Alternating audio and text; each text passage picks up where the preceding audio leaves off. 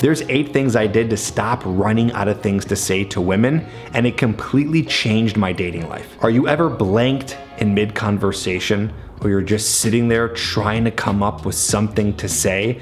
You feel that anxiety just build up and you get really nervous and even maybe start to sweat? Then you know how fast attraction can completely vanish when you're at this point. But here's the truth. It's not about being super extroverted or super smooth or super funny. Those things are bonuses, but they don't actually matter as much as you think they do. It's more about having the right systems in place so you can move conversation along effortlessly and still come off comfortable and confident. Once I learned these 8 techniques, I never froze up ever again. So stay with me because I'm about to give you the tools that's gonna make you feel more confident, more magnetic, and more natural. And wait till number 7 because that one completely flipped everything for me. Number 1, I call it the spark statement switch. Say that 10 times fast. Most guys, they try to keep conversation going. Wrong. Instead, don't keep conversations alive, spark them. Here's what I stopped doing. Saying things that were very generic and boring. So for example, you could say, yeah, I work in sales. Or you could turn that around and say, I sell people things that they didn't even know they wanted. That's a spark. That pulls her in. That creates more curiosity. Every fact, something about you, becomes more of a curiosity trap. Again, this is all about statements that will get more curiosity. So what else could you say? Well, you could say, oh yeah, I went to this great movie last week and I saw X, Y, and Z. Or you could say, there was the most amazing movie that I saw last week and I haven't seen a movie like this since forever. It was called blank. So the technique here is by using more details. So instead of saying just a fact, give more of a story around it. Say something that describes it. Extract the statement a little bit longer, and then you can pull her in a little bit more. Now that's just the first one. Stick around till at least number 4, because in number 4, I'll show you how to emotionally charge your words so she becomes more pulled to you. Now, number 2, I call it the assume and play formula. Asking, so what do? Is interview energy. Here's what I do instead. I assume something about her, and I'm not trying to get it right.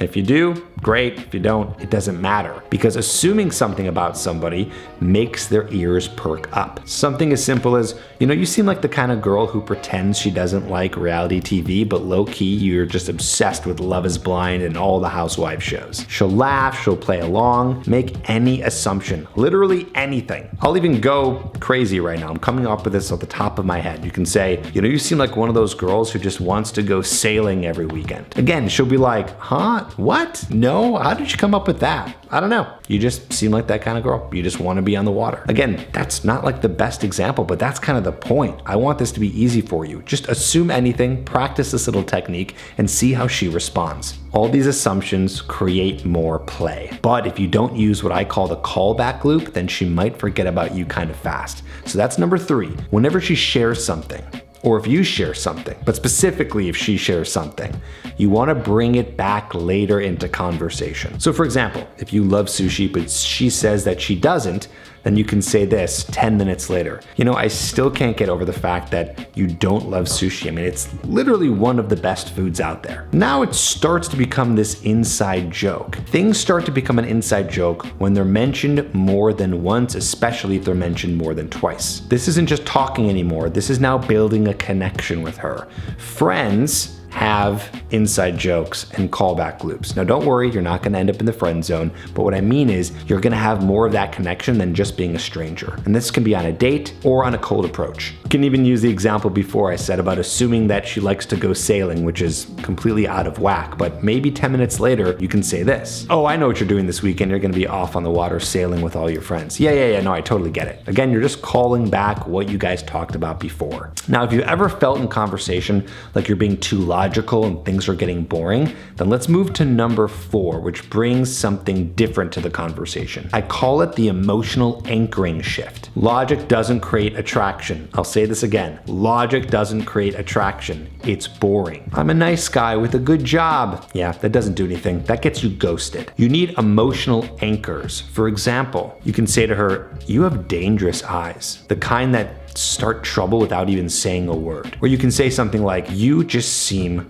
like trouble. I don't know what it is about you, but there's something about you that just screams it. She feels that. We want to bring out emotion in conversation. The best way to do this is by teasing, by flirting, by showing her some subtle interest that draws more emotion out, instead of having logical conversation just about things that are just facts. Now, number 5 here unlocks the cheat code so you don't run out of things to say anymore. These are the 5 trigger topics. You really only need 5 categories to never run out of anything to say. And we'll keep it very simple. Number 1, travel. Number 2, food. Number 3, childhood. Number 4, trouble.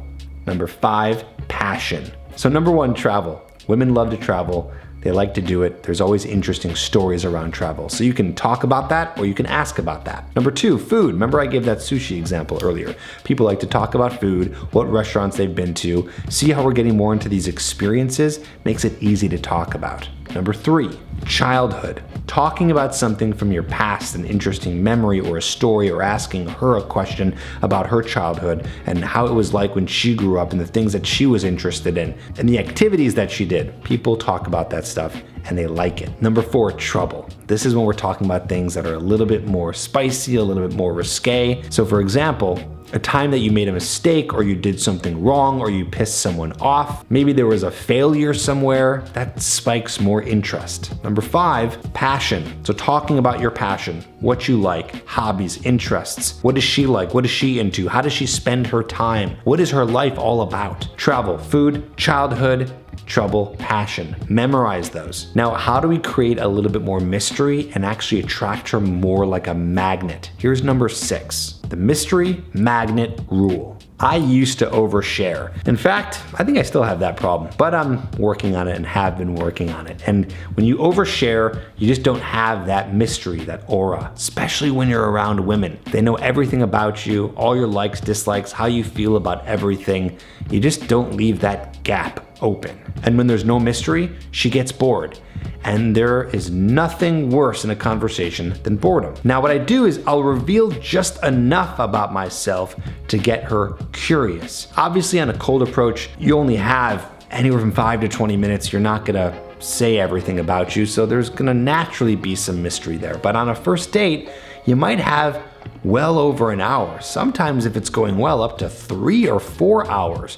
And it's really easy to just talk about everything. Don't. In fact, I'd rather stick on a couple of topics on a long date than talking about 50 different things so she knows everything about me. A good way to put a pin in something while creating some mystery is if you see yourself going down a rabbit hole talking about something too much, you can say, you know what? Let's actually put a pin on that because there's a story on that and I'll tell you another time. That will suck her right in, especially if you're being interesting. Now, do you want to train your brain to always have something to say? Let's go to number 7. I call it the freestyle flow drill. I know this one might sound crazy, but here it goes. I started talking to myself a lot, out loud, in the car, on walks. I started to narrate things that were going on in my life. I was having full conversations with myself so that I could practice continuing conversation even when I had nothing to say. Telling fake stories, practicing lines, these are all great ways to be able to learn how to freestyle and get into a flow. So the more that you do this, the more it's going to train you to actually do this in conversation. The problem is no one does this, and I get it. You might look a little crazy, but if you're doing it on a day-to-day basis, once you get into a conversation with a woman, that is going to come out, kind of like Karate Kid, wax on, wax off, and you'll end up using it when it matters. Why this works is because we're training our brain to stay in motion and in flow. Now, even with all of this, if you don't have number 8 down, you might end up killing the vibe. So you definitely want to listen up. I call it the rule of quiet and confidence. Before, silence freaked me out. And I bet that it freaks you out too. And we try to avoid it at all costs because, like I said in the very beginning of this video, we feel that panic, that anxiety, we start to sweat. Now, I hold it. I lean into it. I embrace it. When things go quiet, I'll just smile. I'll lean into the silence. Being able to hold a confident silence is going to be super attractive. It's also going to train you to breathe and to calm down and to trust yourself that you will be able to come up with something next to say. But we get more flustered when we put the pressure on to fill every silence with words. The thing is, silence is not what kills attraction. It's insecurity that does. Now you're already 90% ahead of most guys in conversation, but there's one more thing. I have 5 topics of conversation that work every time when you're talking to a woman. You bring up any of these topics, it will absolutely get a response from her. What are they? I have them in a video that's 100% free. It's called Chick Crack and it's down below in the description. Get that, I'll send it to your email and you'll learn the topics of conversation that women love. Don't forget to subscribe to the channel and I'll see you on the next video.